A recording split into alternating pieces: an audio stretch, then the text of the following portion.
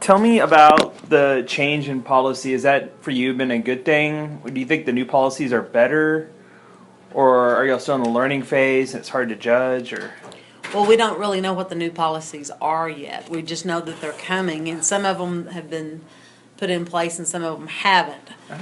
The new person just took over after the second semester was over, and so some of the things we told that were going to be changed starting with next school year, and I don't know that they're worse or better, they're just different.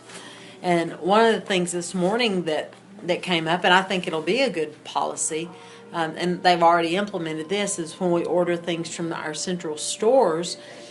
In the past, they've brought them, they've dropped them off, and if we have an issue with anything, if it's not all there or if it's the wrong thing, then we always just call and let them know, and then they switch out or whatever.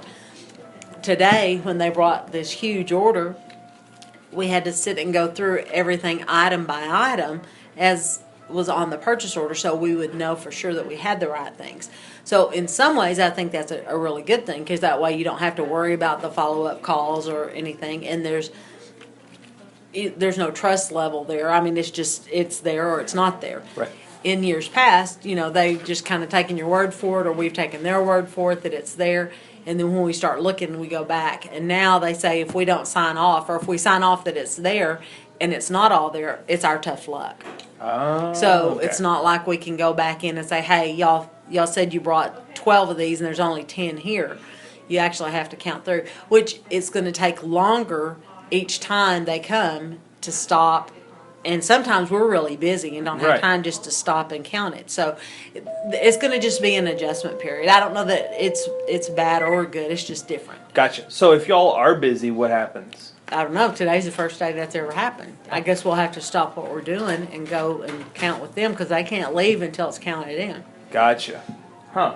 Okay, so the district buys in bulk and puts in the central store, Yes. and then y'all order from the central store? In certain instances, they don't carry everything, but they carry a lot of items. They carry the high demand items, like folders and paper and all that kind of thing. Do you know how they pick which item to buy? They bid it. Oh, Everything okay. has to be sent out on bids, and different companies have to submit a bid, and then they go and they look at quality and price and quantity and how lots of different variables that Okay. they look at through the purchasing department, and then they put everything in the warehouse. And so that's another kind of an issue, because whenever they order it, whatever they pay for it is what we pay for it.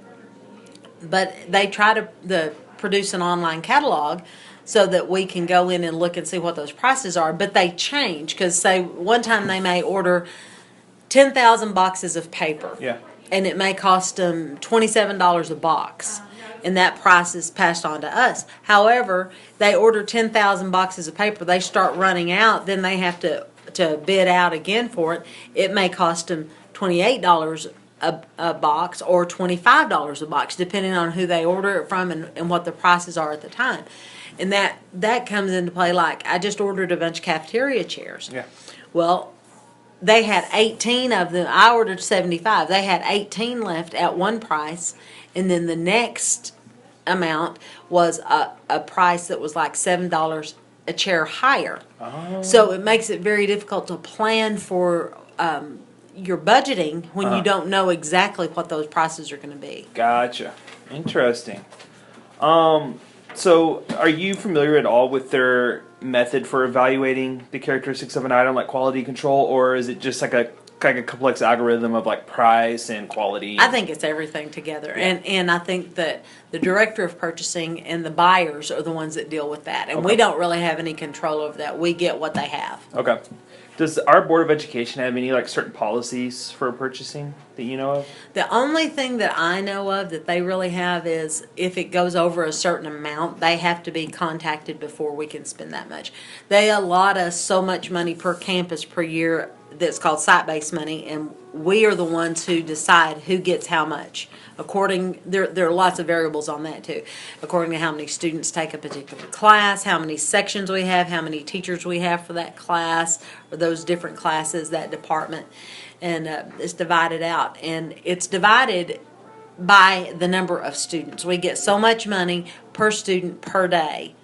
And so that's how they base it, because that fluctuates so much, they base it from the previous year in October. They have a snapshot day, I think it's October 1st each year, that they stop and they count how many students are at each campus, and then they multiply that out by how much money each student is allowed per day. Then they send all that out, and then it's divided out. So it's quite a process. Oh, okay. The budgeting process is a big part of that, and that starts the year before. Okay. So we've already submitted the budget for next year and got that back. So Gotcha. So we know how much the site base, and then you have to meet with Steve and determine how much how each. much each group gets. Okay. Is there are there any like state purchasing requirements that affect us that you're Not aware that of? I'm aware of. That would affect the central admin people. Yeah. For bidding? Okay. What are requisitions? A requisition is like, it says a purchase order request, and you requisition certain things. The teachers will turn in a requisition to me, and then I go in and I type it into the computer in Munis, and it's still at that point considered a requisition until all the approvals are done on it, and once the approvals are completely finished, it's converted from a requisition into a purchase order. And a purchase order is a legal and binding document that is sent to the different companies. And when they get a purchase order, they have to follow the guidelines that are on that purchase order. And there are legal rules on that. Okay, so a requisition is what the teachers fill out. You put it in Munis, and who's doing the approving? I approve it first, and then it goes to Steve, and then it goes to the director of purchasing. It goes through several steps, depending on what it is, how many steps it goes through. The department heads are the ones, the teachers fill it out, send it to the department heads send it to me, then I enter it. So it goes through multiple steps. And this is something that teachers have a hard time understanding. This is not something that you can purchase and be reimbursed for on a purchase order. It is never done that way. It has to be something that is pre-approved, and that's why it goes through all those steps first. Gotcha. So it goes to the teacher, then the head of the department, then to you, then to Steve, and then up to central admin. Right. And then whichever, how many people up there have to approve So it. requisition and a reimbursement are totally different. Yeah, a reimbursement is, say, you ask Steve if it's okay if you buy, say, a notebook for all of your kids in your class. And Steve says, yeah, that's fine. We have to figure out where the money's going to come from, because that cannot come from site-based. That's a whole different thing. That's a purchase order. But if he says, yeah, I'll go ahead and do that and we'll cover that, then that would come out of our activity account fund.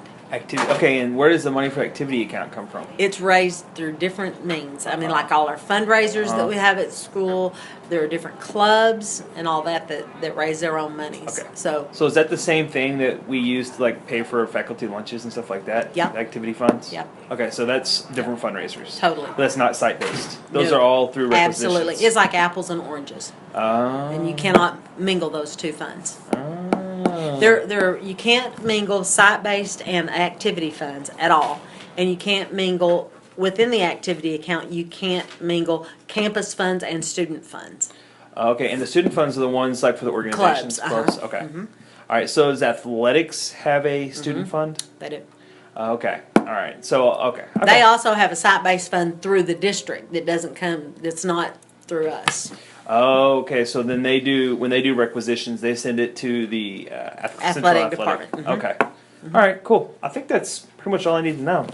That's interesting stuff. I didn't realize how complicated it was. And see, that's the thing.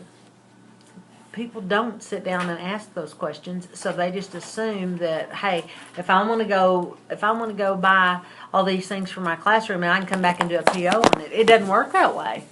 Uh-huh. And they also have limits on how little that you can do a purchase order for, because it costs a lot of money. When you think about the process, Yeah. it costs a lot of money to produce a purchase order. When you go through, I have to approve it, he has to approve it, they have to approve it, this has to approve it, then it has to be printed, then it has to be mailed, then it has to be, and a lot of companies say it's not worth it to mess with that. Right. So if it's less than $50, they won't accept them. Wow. So, I mean, there are lots of ins and outs. Gotcha. So it's good. Everybody should do what you're doing and sit down and ask these questions, because then they understand the process. It makes it easier to understand what you're Oh, doing. for sure. Because before this, I had no clue. Exactly. And most people don't. And why would they? Because